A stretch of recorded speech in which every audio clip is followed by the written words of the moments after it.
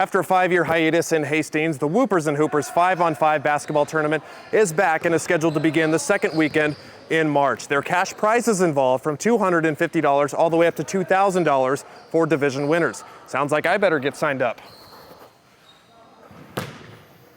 Maybe some practice would help first. Starting in 1982 and formerly known as the Gary Michaels Invitational, 2019 is the last time the Whoopers and Hoopers tournament in Hastings has been held.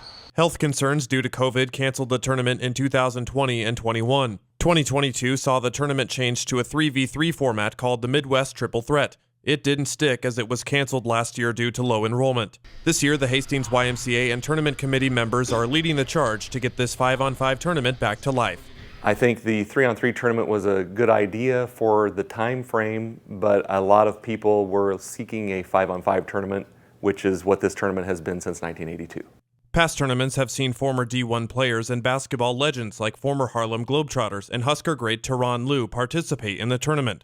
Regulars have often consisted of recently graduated collegiate players. But we really capitalized on a lot of those players that had just graduated or some of their teams, and then it kind of became their reunion among their teams. So, we always knew there was going to be a good Concordia team coming in, or Midland team, or Hastings College and Kearney always were bringing in good teams. Organizers are also using their local ties to draw back past tournament participants.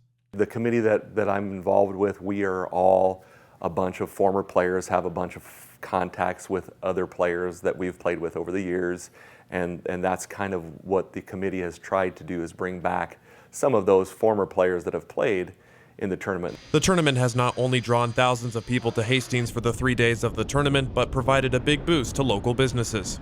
A lot of those businesses really look forward to this time because it is a huge economic impact to them. I know we had one business that said after every March they were able to do improvements to their business because of that flow of money that came into it. It's always great for those restaurants. The economic impact it's unmeasurable most of the time. What was once known as the largest basketball tournament in the Midwest is open for registration until March 1st. Volunteers are still needed for the event starting the second weekend of March. This tournament cannot be run without those volunteers. We have a committee of us that's maybe 10, and in years past, it's taken over 250 volunteers because it's from the little things like gym managing, taking tickets, making sure the players are getting the food and water and things like that. And so just really that support of the community is vital to it.